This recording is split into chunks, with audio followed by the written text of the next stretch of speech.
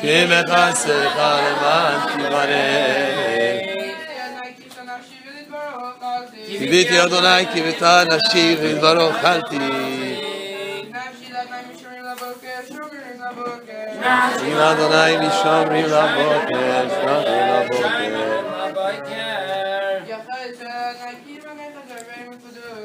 עם ישראל אדוני כי אם אדוני חסד והרבה נופל פדו.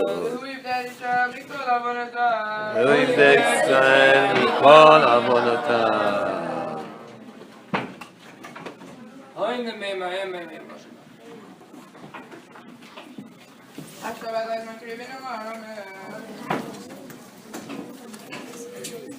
Morning, gentlemen, please take a seat.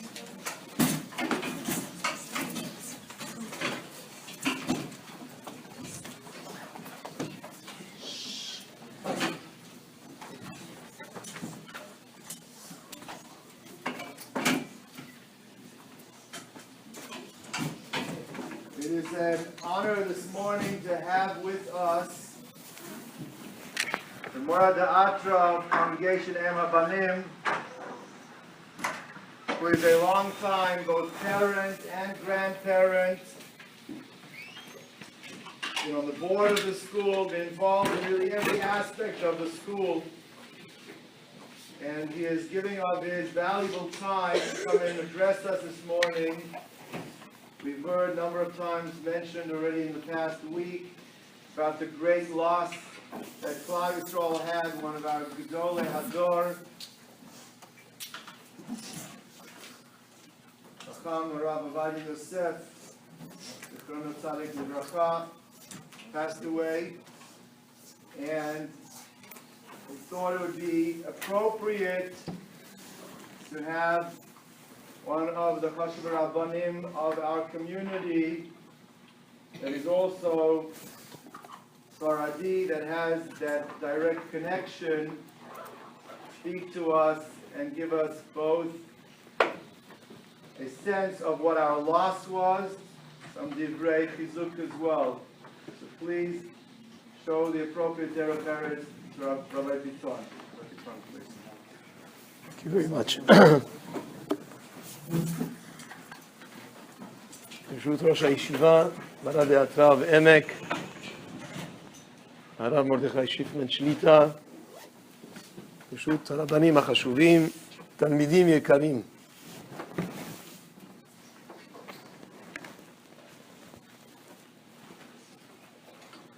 This past Monday, Am Israel lost a giant.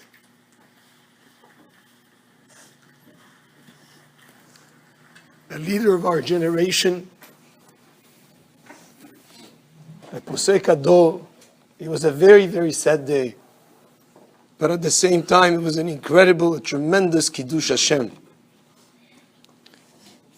Over 800,000 people, can you imagine, came to the Levaya to pay respect, to give honor to לכבוד תורתו, מרן הגאון, החכם השלם, הרב עובדיה יוסף, זכר קדוש וצדיק לברכה.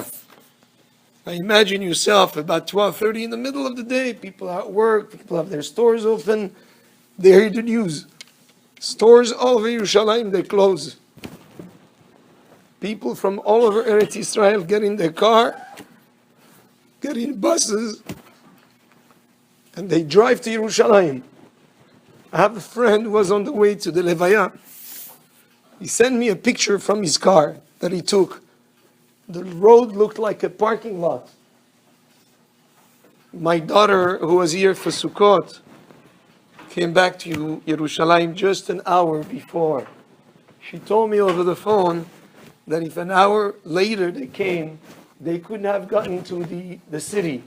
Because aside from the 800,000 people that were there was another 200,000 on their way that were stopped at the entrance of the city because there's just no more room for the cars, for people to come in.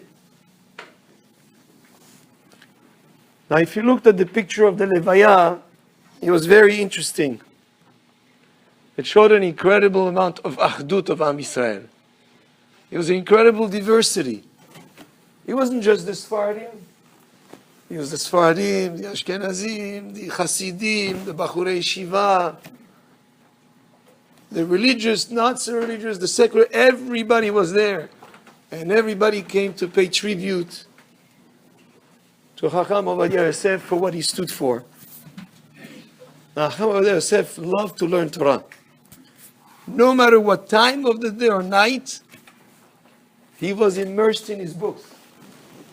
I remember Rabbi Yochanan Stepan used to live for a certain period not far from where Chacham Ovadia Yosef lived. And he shared with me that no matter what time of the night you pass by his house, the light was on. Because in his apartment, he was always learning. Now, if you look at pictures of his apartment, there are bookcases from floor to ceiling, even above the door. If there was space, that's where the books are. There were thousands and thousands of books. And he was familiar with all of them.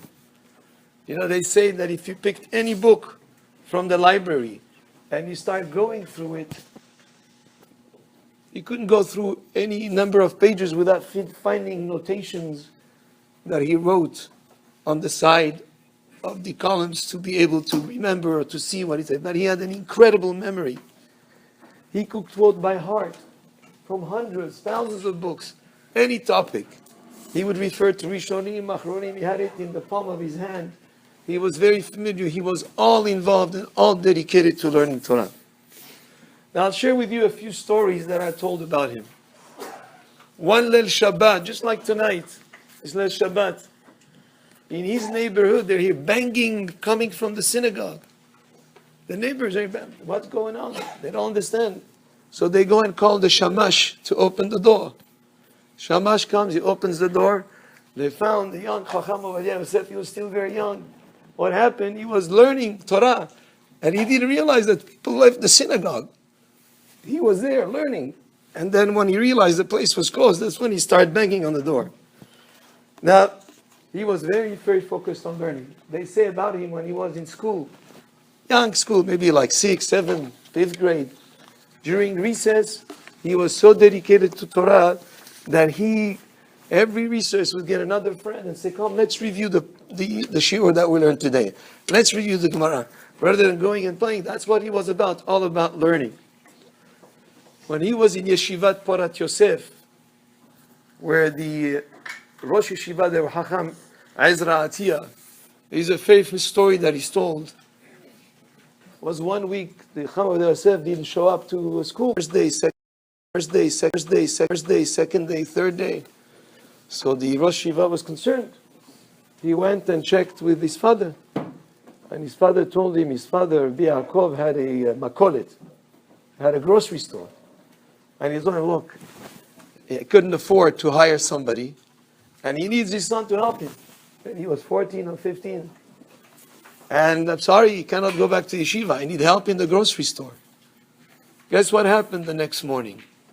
The next morning, the Rosh Yeshiva himself, Chacham Ezra Atiyah, was there in the makolet, in the store, wearing an apron, waiting for the father of Chacham Ovadia Yosef. And when he came, he told him, I came here early, and I told your son that I found somebody that would be willing to work for free.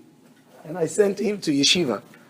And who's willing? He says, I'm willing to work here for free just to make sure that Chacham Ovadia Yosef continues his learning in yeshiva, because so worthy he was already at a young age. At the age of 18, he would go for Suda Shlishit every Shabbat to do Suda Shlishit with the Rav of Yerushalayim. At the time, he was Rabbi Pesach Tzvi Frank. And when he would come to the place where they had Suda Shlishit, imagine yourself, the Rav of Yerushalayim would stand up for this young man who was only 18. So other Rabbanim around says, Kvod Rav, maybe it's not right, he's very young. And the answer was, this young man will answer all the halakha question for the next generation. He had already at a young age that kind of promise. They say a story about him that one time he was so focused on learning that one time he went up on the ladder, because his library is very high. So, and on the ladder, he was so focused in learning, for maybe a couple of hours he was there learning, he forgot he was on a ladder, and he stepped off the ladder, fell, and broke his arm. And they said that the Rabbi Ovadia went to visit him and praised, how could a person be so focused on learning that even he would not notice that he's on a ladder? I could tell you many, many stories. One time the light went out in his house. It was Friday night and they didn't have electricity. It was 1 o'clock in the morning. So he went into the balcony to learn to the light of the street lights. A neighbor saw him there at 1 o'clock. And the next morning when he went to Shachrit early, he was still on the balcony, still learning. The learning that he started the night before. Now there was one morning, his children noticed that something was unusual. As soon as he got up in the morning, he rushed to do Netilat Yadayim. Not even the full Birkot HaShachar, just the bracha for the Torah, Sheba Charbanu Mikol Ha'amim, and he went straight to his library, and he pulled out a book of Tshuvot of the Rabbi Yitzchak Bar Sheshat, which was the Rivash. And he was me'ayan in the book, and they asked him, what happened? What's going on this morning? They had to really pressure him to tell them what happened.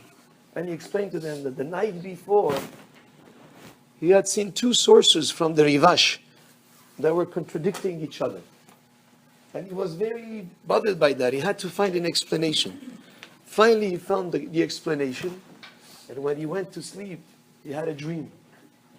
And in his dream, he saw this old man with a long beard that came to him and told him, I'm the Rivash.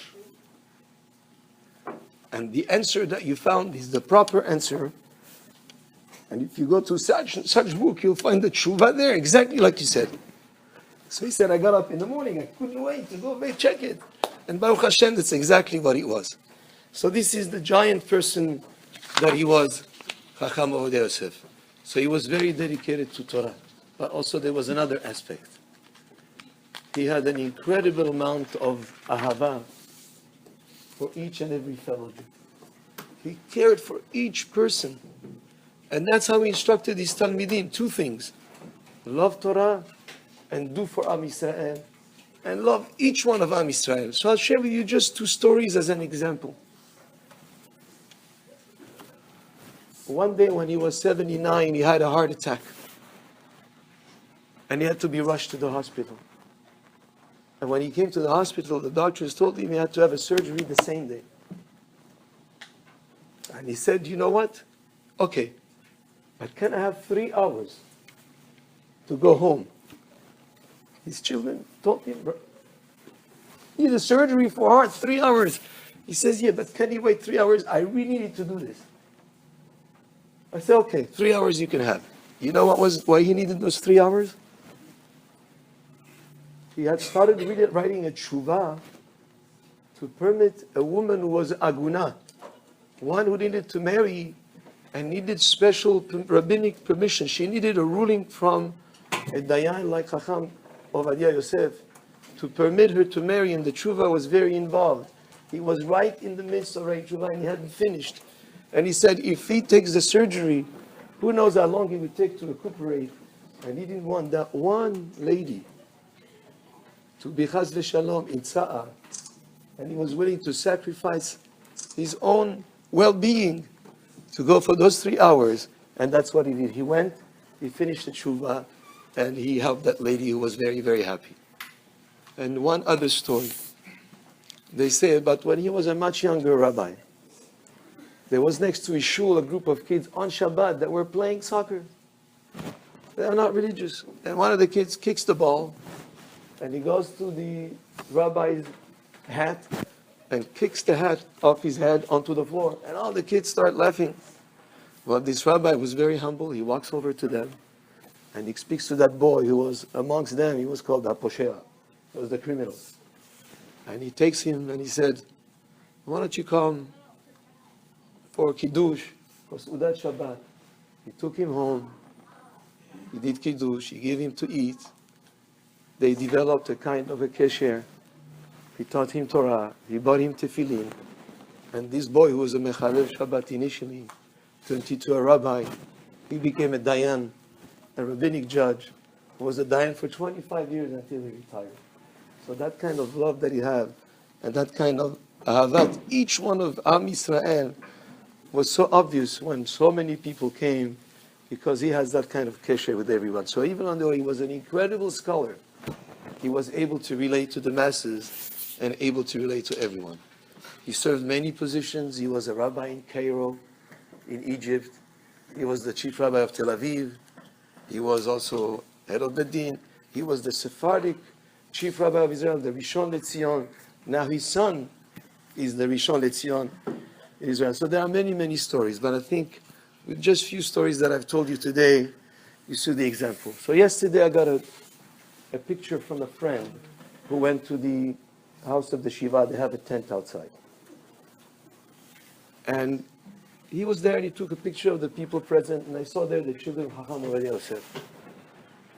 And we spoke over the phone. This friend lives in... One little thing, just you say that Hashem, I'm doing this to help fill the void, it's one little thing. Absolutely.